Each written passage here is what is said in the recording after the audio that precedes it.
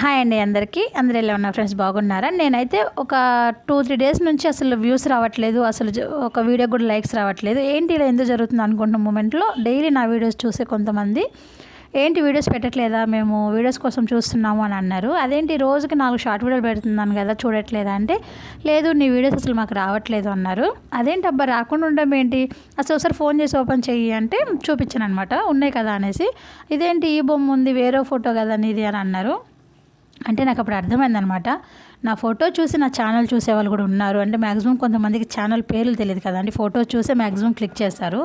So నేను చేసిన తప్పు ఏంటి అంటే నేను డీపీ మార్చాను, యూట్యూబ్కి వచ్చే డీపీ మార్చేసాను అనమాట. సో అదే నేను చేసిన తప్పు.